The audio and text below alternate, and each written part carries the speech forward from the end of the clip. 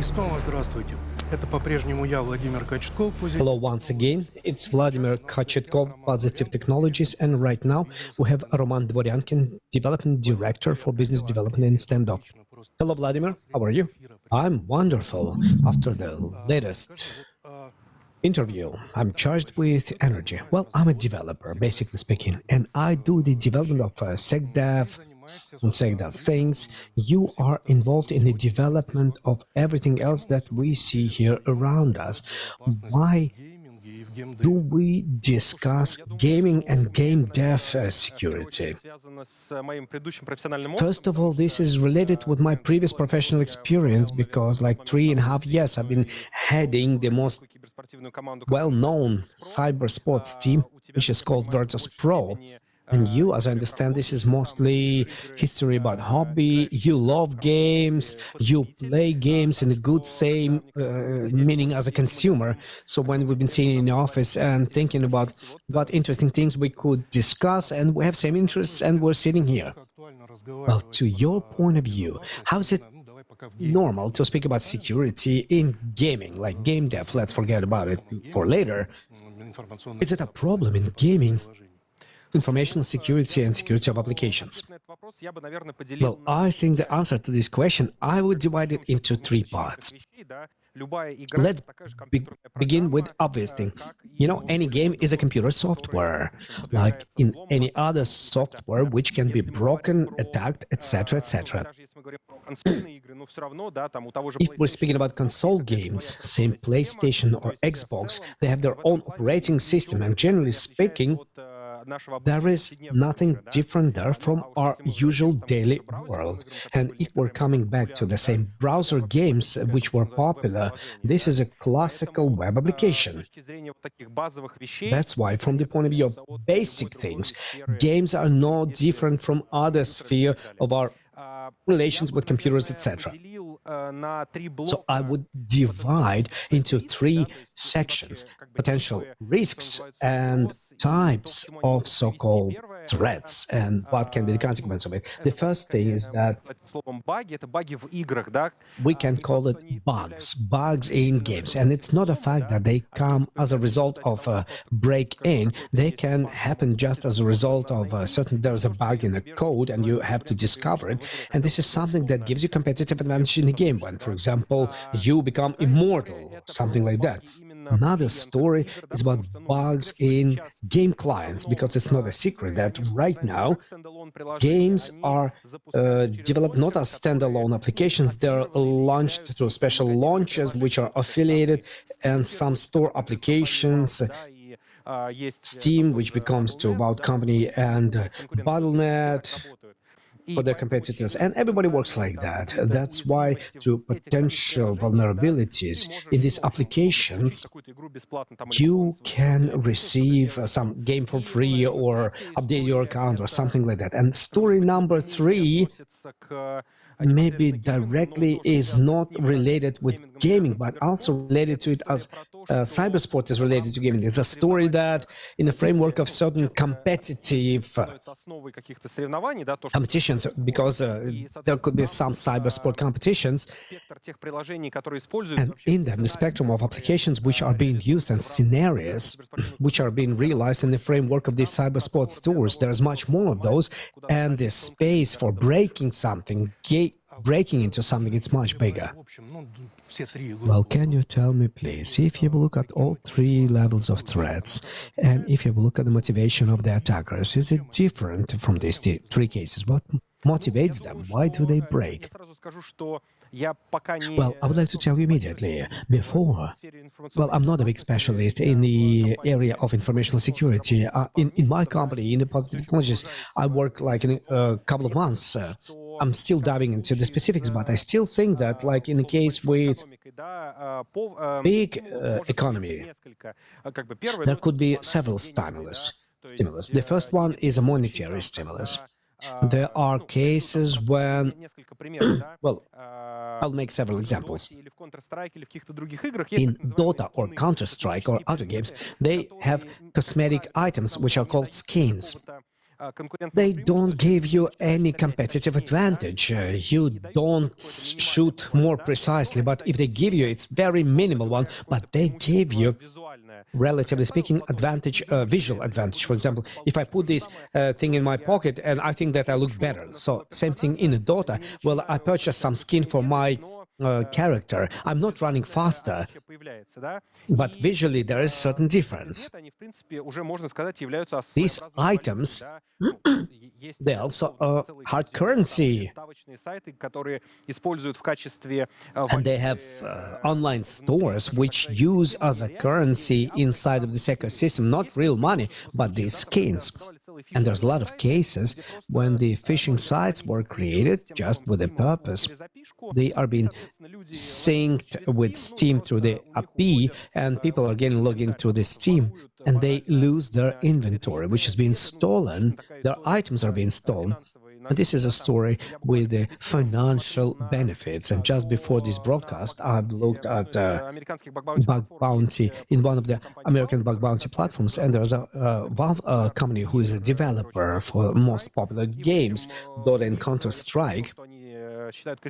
And things which they think critical vulnerabilities that were discovered at a certain moment of time, people could receive codes from games, like they can get a free game or they can update certain level in game.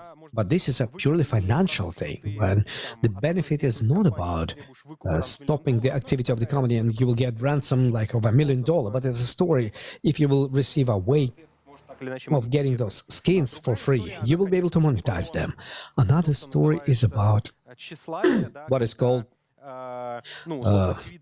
Vanity Fair. It's obvious when you have broken something, or maybe you have discovered a certain bug in a game which is played by millions of people. For you, it supports your own pride. And in September of this year, through bug in Dota client, criminals, they have destroyed streams of many Russian-speaking streamers just because they've been spamming them with their invitations to play party together, and it has brought that they had to stop stream. Well, this patch has been fixed and everything came back to normal, but afterwards they fixed and the problem, and then 1 month have passed, and in the end of October, the same problem happened in the international Dota World Championship. No financial benefits was received by criminals, but they just destroyed the broadcasting of the World Cup in Dota. So it's the same like information security world. Similar story. Okay, can you tell me, please, what hacker can do with a specific user? Maybe there are some real cases which will be interesting to our viewers. What did happen when hackers attacked games, and how did it show up for the gamers?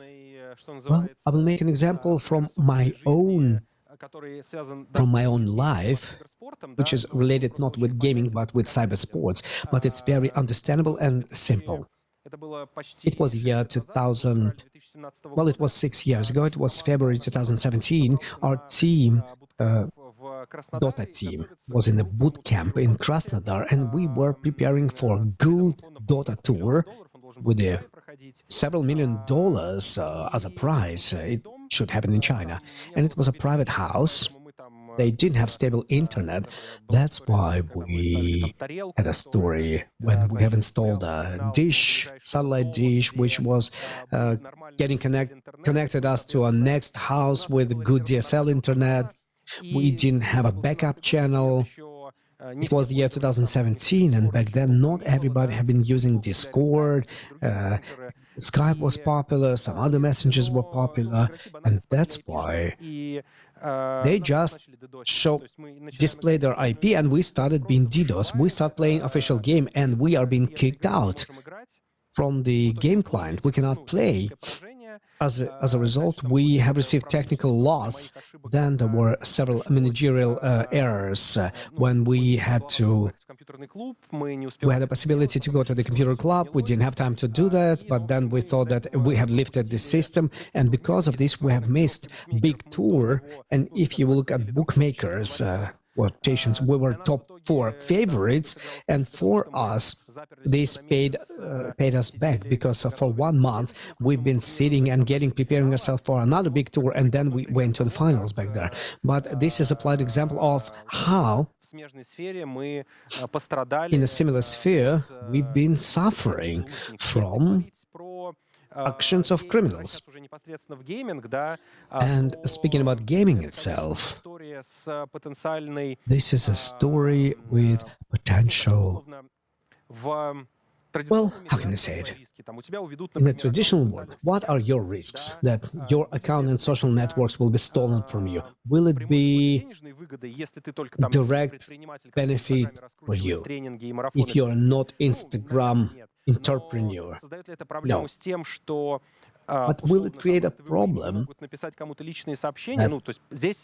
some personal messages can be written on behalf of your name, and the story is really understandable? The Telegram has been broken, and somebody starts sending messages on behalf of your name to all your friends, giving the money or whatever.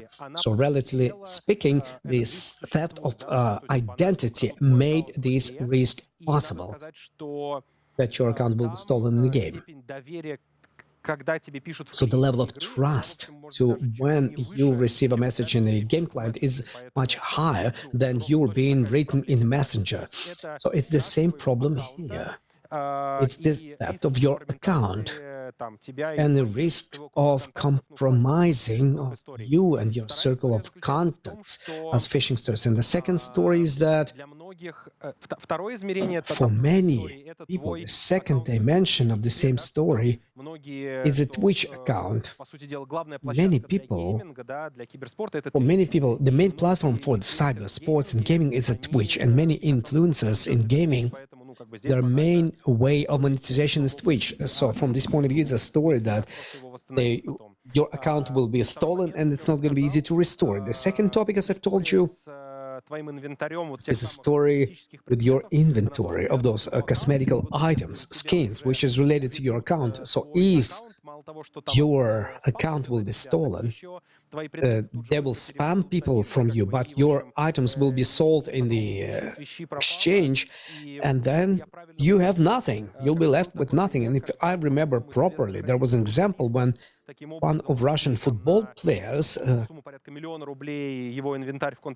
1 million ruble inventory in Counter-Strike was stolen. So this is something that is available, and basically speaking, the story that they can ruin your rating, because basically speaking, every game you have a certain ranking, and when your account has been stolen, like in Telegram or in WhatsApp, you don't have any social rating that can drop, but in games you have such a rating, and you will receive broken account. So the consequences can be like that. So what I'm telling you, do you understand it as a person who has a client? Yes, I do have several memories, like Legends. There was an attack last summer when attacker, after breaking the client-server communication protocol, they were able to put an update for the client that was updated. That they've been updating lobby, and basically speaking, visiting network activist sites, and people couldn't play. And in Apex, regularly they do have problems related with the fact that, for example, a player can throw somebody into the lobby because it's a competitive game. In rating games, it does play a role. People lose rating, and something has to be done with this. So I had a reverse question to you about this story with Dota and DOS. Looking back, you have had significant damage from all of this. Yeah, monetary and reputational as well. Yes, of course. We had to say goodbye to the team head. I took a lot of hates in the community because it was, relatively speaking, these things should be controlled by me. It was my job. Because gamers play Dota, they win tours, but my job was to provide them necessary conditions so that they wouldn't think about anything else and they would concentrate only on the training process. But at this moment of time, we didn't do our job well enough. So to us, it was really painful. It was a lesson. It was a painful lesson. Yes, of course, we wanted to live without these lessons, but nevertheless. Okay, let's see. Don't you think that it's time to include in cyber sport teams the cyber security guard, which will provide security in the during the competition? Brief question: yes. Brief answer: yes. And there were several examples when during international tours there were cases of DDoS attacks, and I cannot say that they were critically influencing the gaming process, but there were stories. Yes, it's understandable when your main internet channel is dropping and you switch to the backup channel, it takes some time, and these problems, I cannot say that I can say that they exist 100% of the time, but going back to the tours and teams, there's another moment which is very interesting here. So the cyber sports has a story which can be called the technical doping, because traditional doping is not influencing factor here. Yes, there are of course things which can help you in concentration of your attention, but in here for the gamers you can compare them with the chess players. Doping for chess, maybe there is something like that, but there's another story here, that you can install a certain software which with a certain utility over the client, which is going to help you, and I'll make a brief example, to see through the walls, or maybe relatively speaking exploit certain vulnerabilities in the game client, which you are going to use for your own negative goals. And of course, as a rule, in all the top games, they have IT cheat, special filters, which do not allow. They have some hardware means where in the keyboard you can inbuild some little chip, which will use certain keyboard combination and allow you to basically faster press the button. And click rate in some games is a very critical story. So the fighting against those things plays two roles. On one side, it's fighting against external attacks, and on the other side, it's fighting against activities against some other games, because punishing somebody that somebody is a cheater, it's difficult to do it offline. For example, if we would be sitting here and playing here at main behind our back, who would follow this frequency would see something, but when we play online, it's much more difficult to do.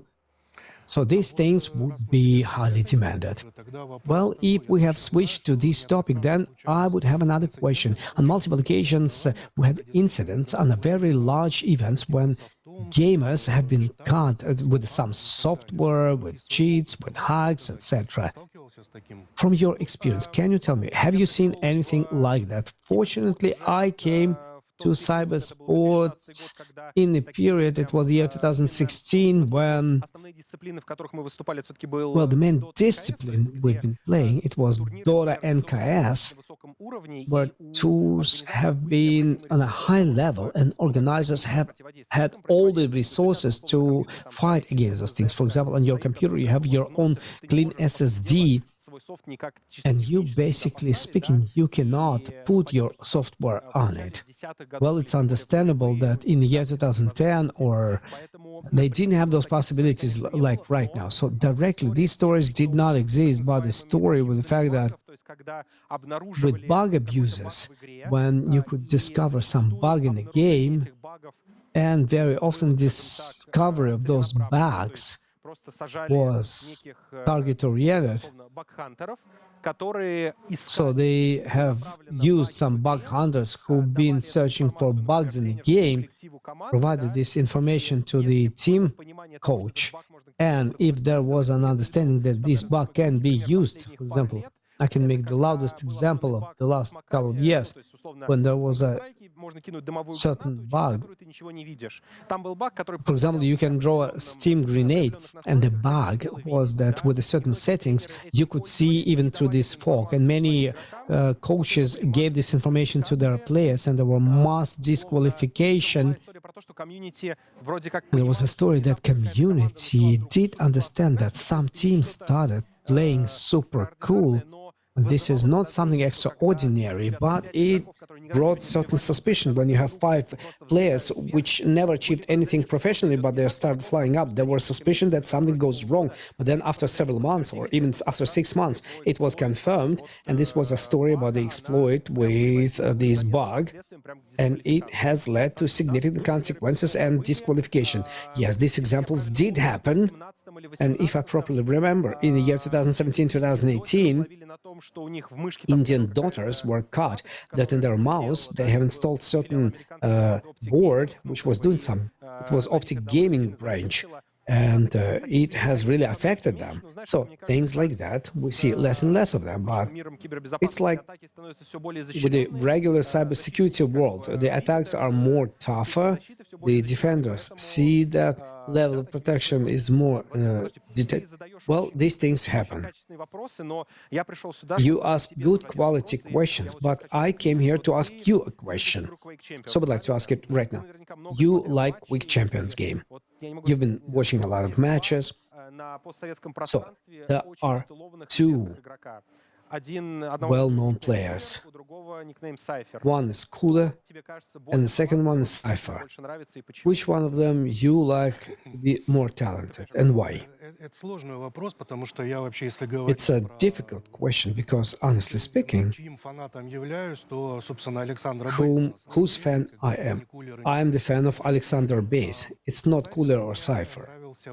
Cypher, I did like him in Lapex. Yes, he is a good Quaker, but for some reason, when I watched this game, I received it in Lapex, because at this moment of time, I really like the game. Kula, the Russian gamer, and he's been moving in this direction, and everybody been watching him very closely to how he was coming to the finals, and then he lost to Giraffe, American one, and finally, he was able to achieve his success. So it's a well-deserved success, no questions here. So answering to your question, I would split it like that. Apex is a Cypher, Wake is Cooler. Okay, no more personal preferences. Honestly speaking, our time comes to an end, and a final question, just in a couple of words. Okay, how the simple players, regular users, can defend themselves from those problems, game-related problems? Honestly speaking, I will be the Captain Obviousness, and I will briefly give you the answer to this question. Well, honestly speaking, the rule of digital hygiene, the game is the same software, and you should remember, everybody understands when somebody calls you, give the CVV code and last name of your mother, well, it should cause certain problems on your side. So when you receive a message from super profitable platform where skins can be purchased 2 times more expensive than unofficial, and you can sell them, and you have to authorize yourselves to the team and sell double level authentication code, right?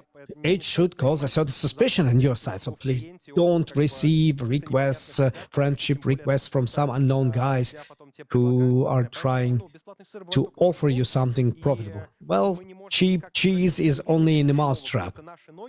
So we cannot predict those mousetraps, but this is in our forces not to stick our fingers in those mousetraps. Same shit. Well, as a person who works in this area, I do support you. Regular rules of digital hygiene will save you from a lot of problems when you will work with games. Okay, Roman, thank you very much for interesting conversation. Will we see each other? Let's see each other. Thank you very much. Thank you very much. Goodbye.